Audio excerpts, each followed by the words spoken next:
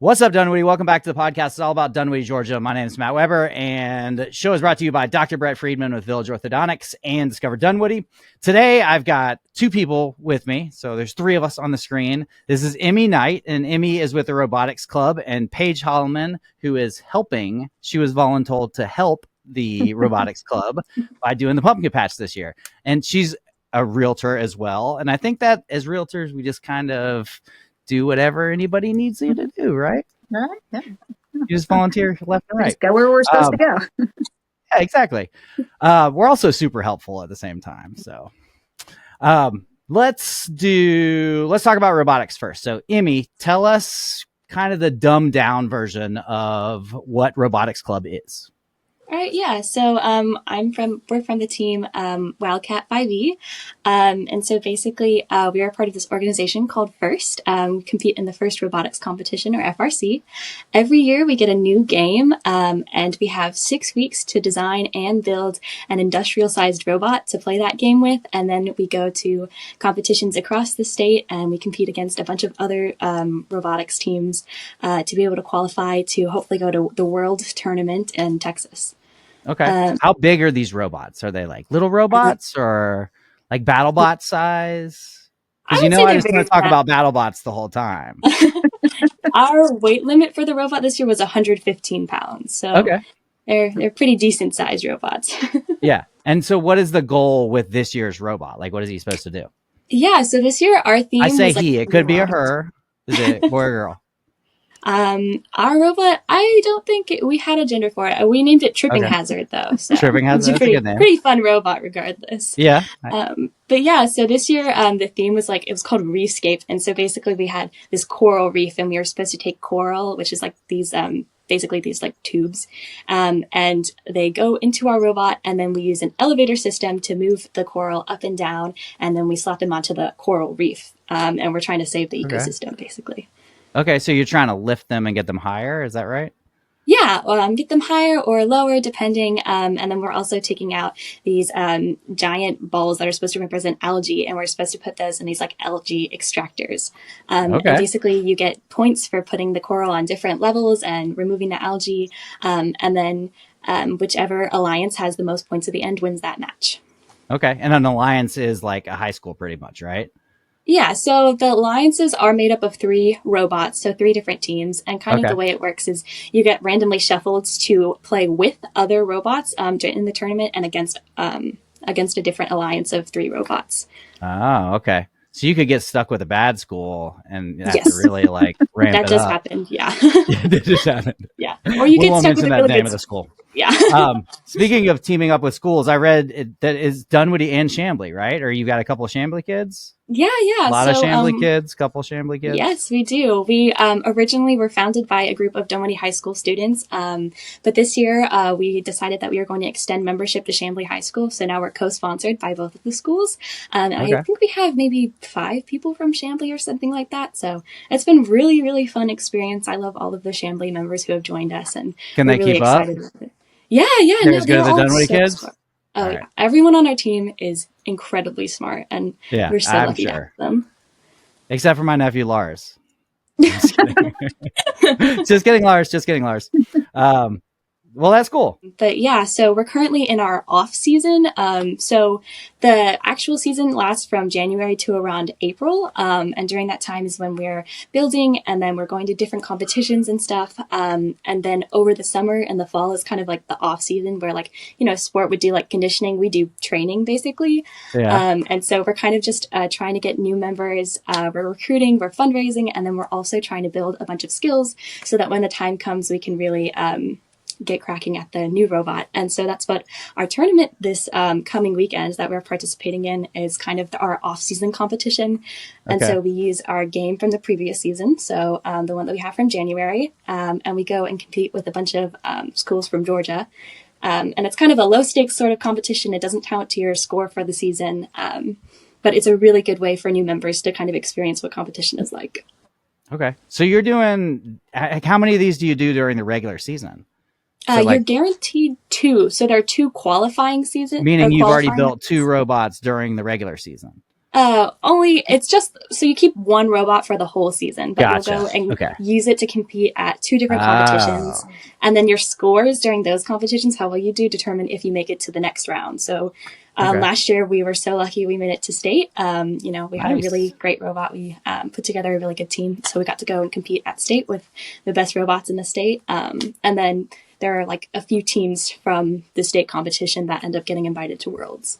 That's cool. So is this like spray painted or does it have stickers all over it? Like Yeah, we've got tons of just like stickers. BattleBots. I just want to know if it's like BattleBots. Yeah, we've got a bunch of different teams will have different kind of designs on their robot. We like to use stickers a lot just because it's sort of easier. And we're kind of like a lot more focused on making sure the robot's actually functional just because we are a much smaller team and we have a much smaller budget. But there are some teams who like will put giant googly eyes or they'll make all of their metal purple. Yeah. And we like to decorate our robot cart and we're working on getting LEDs on our robot. So Oh, nice. You don't want to weigh it down too much though. yeah. Well, that's cool. Okay. Well, I didn't really know anything about robotics, so that was very helpful. And you also, I have to say, like, you speak better than most of the people that I talk to. Like, that's pretty amazing. But Oh, you're thank you. a high school senior. Yeah. Yeah, So I've got a lot of congratulations. practice with it. Yeah. You got to start on those applications for college Oh, yes. Yeah. at that time of year. Okay, Paige, well, tell us about the pumpkin patch. Tell us how you're affording to send these teens all over the place. Well, yes, building a robot is very expensive on average. So this year we're expecting to spend somewhere close to $50,000 to build this robot. Oh, wow. Between parts, space rental. It's not cheap to build a robot. If we make it to the World Championship alone, the cost is well over $10,000 just as an entry fee. So we need support from the community, and the way we ask for funds is through the pumpkin patch. Now, this will be our 5th year of doing the pumpkin patch, and luckily St. Luke's has partnered with us and let us use their lawn, and we're very, very grateful for that because it does allow us a lot of visibility in the community. Yes, it's front and center today. Yeah, front and Stuck out center on as I was driving by. I noticed. Yeah.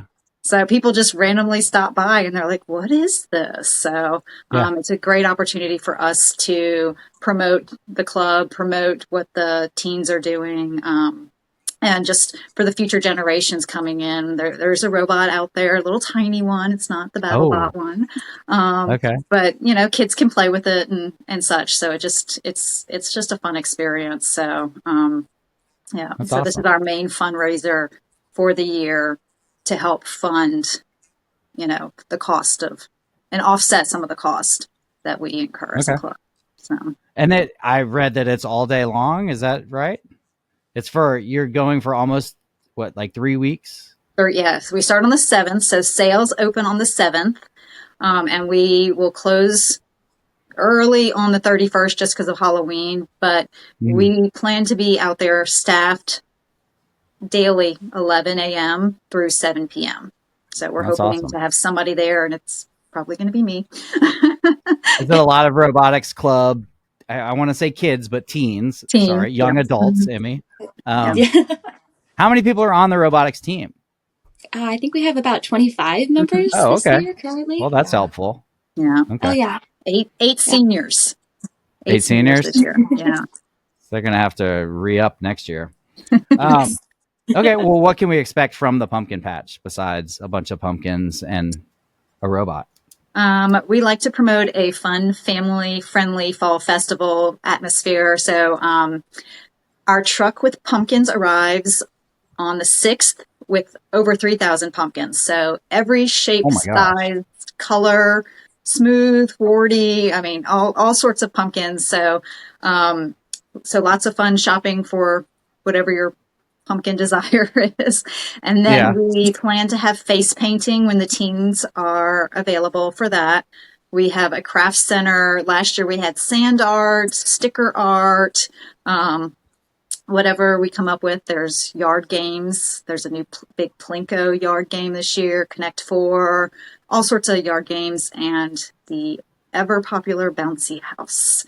Oh, yeah. Super, super popular with the little people. And it's eye catching too when you're driving past Yeah. and there's a What, bouncy house, what is because this? my kids are aging out now, but they would have been like, bounce house, stop, stop, stop, no matter what it is. On the main road. Yeah.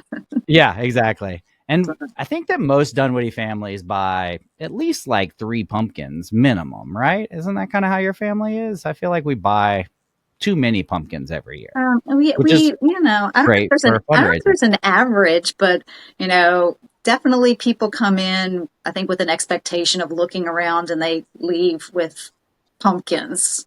Multiple pumpkins. Or they come again. We were here yesterday, and now we're back again for more pumpkins. And Yeah. so, yeah, we get a lot of repeat customers, and we've been told multiple times we're the cheapest in town. So Oh, that's good. Yeah. Okay.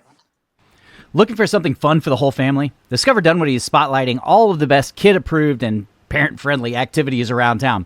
From parks and playgrounds to interactive museums and seasonal events, there's always something for families to enjoy here. Their videos and posts make it easy to plan a weekend or trip everyone was going to remember.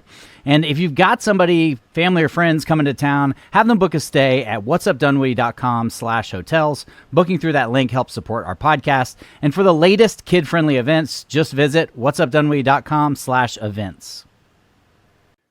So what else is there to do at the pumpkin patch? Like, say I bring my 8th grader who is probably into robotics. I've got a 10-year-old who would be into the pumpkins. What is there to do? Yeah, so every Monday, Wednesday, and Friday, we're kind of open as our our team is meeting, and we're open to the public. So if ever you feel the urge to come in and see our robots, you're more than welcome to come in. We are at St. Luke's. The build site is at St. Luke's as well. Okay. Yes, yeah. You. So yeah, that's where we do all of our robot making and testing. It's all at St. Luke's. We're in their basement currently. So yeah, and we're totally open to having anyone from the community come in, and we'll show you around and let you see our robots and stuff. So if any of you guys are interested, definitely please come visit us. We love having visitors. I think it's a really cool My experience. son would love that. Yeah. We're definitely going to do that. Do you need any help or anything, Paige? Like, are you just are there any other adults helping, or is it just you? Well, there's Emmy's mother has been so nice to also step up and take a big role with the robotics team this year. So between her and I, and the past, I guess what would we call Doug? Who's our Booster Club president? There you go, yeah. Booster Club, our past Booster Club president. You're bringing him back. Mr. Dog, yeah, we're kind of pulling him back in a little bit. Yeah. Between the 3 of us, we're kind of taking on the brunt of the hours for manning and staffing the pumpkin patch. So we are sending out a call to the community. As anybody wants to come enjoy the fall fun, festival atmosphere, come sit with us, volunteer some hours, and help sell some pumpkins to some cute little families and visitors. But I love that the all ages, so we got the kids visiting the build site. It's going to be a great piece of it too this year because it's on site. It's right there. So that is nice for us this year. Yeah. And my son is like Lego crazy and likes the machine part of it. Mm-hmm. And I think he'd really be into robotics. So is it mostly, how many 9th graders do you have in the group? Oh man, I think we just got a lot of them recently. We recruited a lot over the summer. So we have a handful. I want to say probably the same amount of seniors as we do have freshmen. I think we have at least 8 of them right now. Which it's really great to have a young team because then that means, you're less stressed about recruiting going forward and you've got a lot of people to continue on. So right. I love that you're worried about what happens when you leave. That's a good business. That's the biggest thing business that I'm savvy. worried about. Yeah. I mean, the whole point of our robotics team is kind of teaching people about engineering and getting people excited, giving them hands-on experience. And you really can't do that if there's nobody coming up behind you. So yeah. There's so many different roles too on the team. So there's the mechanical piece. Some kids are learning CAD for the build. My son is a junior and he is taking on more of an organizational role. That's just where he can lend a hand, I That's the guess. That's strength. where he feels Yeah, comfortable. So there's all sorts of roles on the team for kids wanting different things. So it's great. that's awesome. That's really cool. Is there a website or a Facebook page? Where do you want people to go to Yeah, so our besides website. to the pumpkin patch? Come to Oh the yeah, pumpkin we would patch. If they definitely want to love learn you to be more. at the pumpkin patch. Yeah, so our website is wildcat5e.com. It's our team name, and there you'll find everything about us. You'll find our team's history and where we are now. There's even a little page about our pumpkin patch, so you can figure out, like, if you want the address, that kind of stuff. Times So and- definitely check it out. That's where you'll find most of all of our stuff. And Cool. you can also find emails for contacts. For us, definitely give us an email if you want to. We're pretty good about answering. So Okay. Yeah. Well, awesome. Well, it was a pleasure talking to you both. And Paige, nice to meet you as well. Always. I know you've got to leave at like 5:30 in the morning. You said, Emmy, for your tournament this week. So for our tournament, it's going to be why don't we great. go ahead and end this, and you can get some sleep. Yeah. Thanks for coming on, guys. Yeah, It was thank you nice for having learning about Robotics Club, and we will definitely be there. Awesome. We're looking forward to Come it. visit me at the pumpkin patch. Oh, I will.